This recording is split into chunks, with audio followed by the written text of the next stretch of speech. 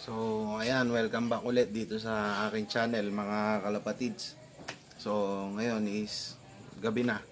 So, sinadya ko lang talaga na gawin tong video na to ngayong gabi. Then, syempre, kung bago ka pa lang sa channel ko, huwag mong kalimutan mag-subscribe and hit mo yung notification bell para lagi ka rin updated. So, yun. For today's video nga natin is sabi ko nga nung previous video ko, sisilipin natin to yung first clutch natin for summer na ilalaro natin. So ayan, gabi sinadya ko talagang gabi kasi ilawan nga natin yung itlog nila kung may similya. So ito isang paraan lang to para makita natin yung itlog niya kung fertile ba. So, pwede ninyong itanong bakit. Para kasi kung malaman natin agad na hindi fertile yung itlog is pwede na natin tanggalin, hindi na tayo maghihintay ng 18 days. So, ito ginagawa ito talaga ng isang fancier. So, ito is tip lang para sa mga baguhan na katulad ko. So, tinuro lang din sa akin to. Dapat sinisilip yung itlog or iniilawan para makita natin kung fertile nga ba. So ito nga yung first clutch natin is Stichel Bout yung hen. Galing po yan kay Ronald Gonzales. Then itong yung cock na kaparis niya is double impact line cross ng De Bruxelles. So ito naman yung cock na yon is napanalo na natin yan sa isang raffle bird yan ng yung presidente natin ng UFC, si Sir Arnold Salvador. So nung last December last year, nag Christmas party kasi kami nun, nagpa-raffle bird sila. So si Sir Arnold, so isa tayo doon sa nabunot. Alam ko tatlo yung ibon na ipinaraffle doon. So ito nakakuha natin. Yung double impact line niya na to is yung tinatawag nilang Maui cross ng Thor kay Sir Arnold Salvador. So magandang bloodline. So subok natin ng North Summer next year. So ito yung first clutch natin. Then magbe-breed pa tayo niyan. Kukunin lang natin yung ibang breeder dun sa kabilang loft, ang Specialized Pigeon Genetics nga. Siguro this month, bago matapos yung buwan, kukunin na natin yon para makapag-breed na tayo. So ayan, sisilipin natin yung itlog nila mga kalapatids. Madali lang naman. Kailangan niya lang is flashlight para makita natin kung may similya yung itlog.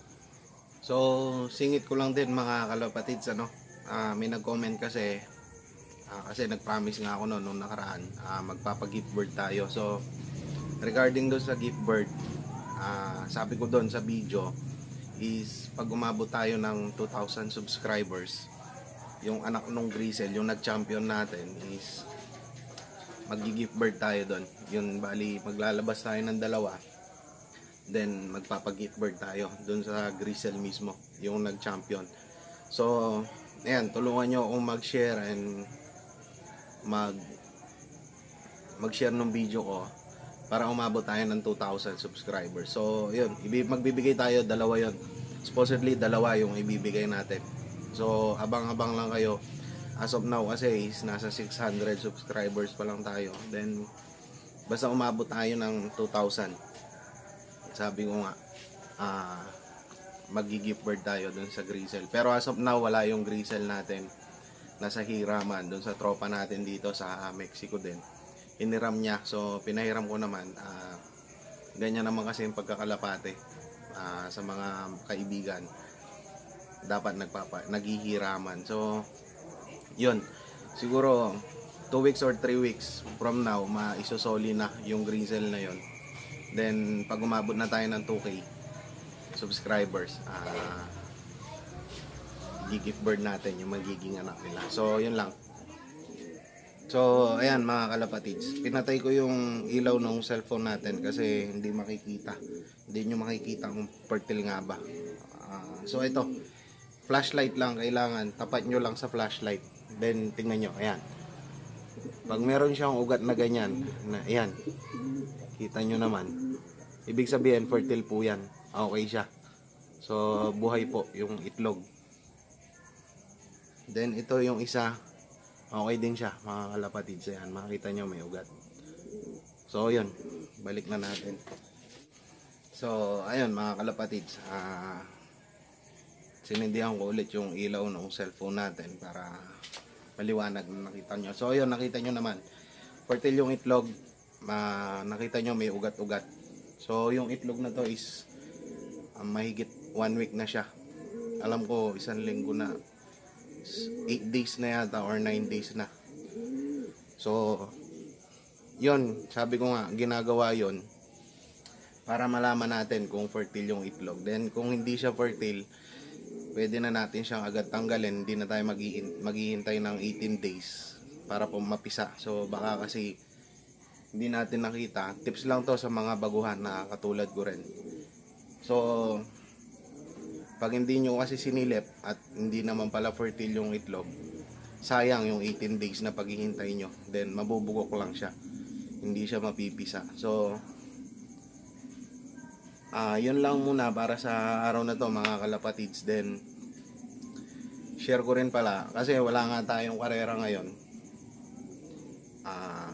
Yung mga may gusto magtanong sa akin na or gusto nyong malaman sa pagkakalapate, i-comment nyo lang dito sa video para magawan ko rin, masagot ko yung mga tanong nyo. Then kung yung sa tanong nyo is kaya sagutin through comment lang din, sasagutin ko na sa comment. So magbigay kayo ng content na pwede natin gawin topic. So ayan mga kalapatids, yun lang para sa araw na to. Sinilip lang natin, hintayin nyo yung ibon na to at pag naglabas siya, susubok natin ng summer young bird.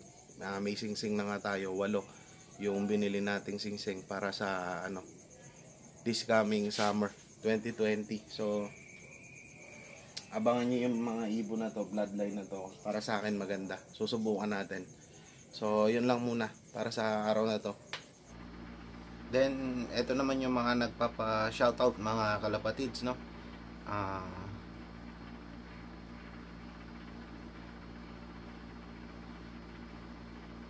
So shoutout po kay Hill Quinto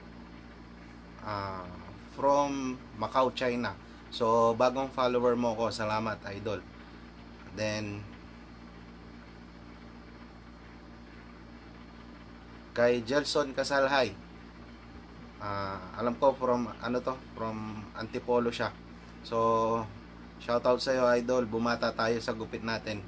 So yan, salamat sa iyo. Then shoutout din po kay Ray Alexis. So comment to, hindi siya nagpapa-shoutout pero nag-comment siya. Ayun, salamat sa vlog na to, nakatulong sa akin. So ayun, yung supplements na inilabas natin, shoutout sa iyo sir. Then kay Jerome Aviles, nakakaaliw ka bossing, tuloy mo lang yan, abangan ko next video mo. So salamat sa iyo sir, shoutout sa iyo. Then kay CJ Oiknagi, welcome.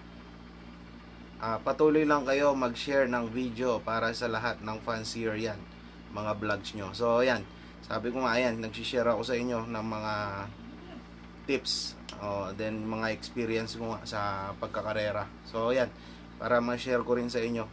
Shoutout sa iyo sir. So shoutout din nga pala kay Eric Flores, munti ko na makalimutan.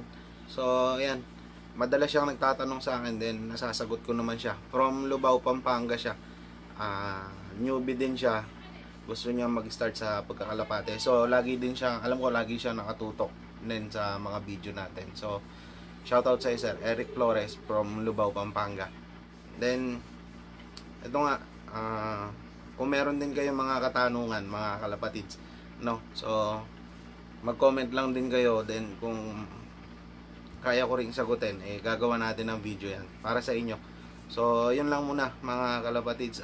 Good luck sa atin lahat and happy flying.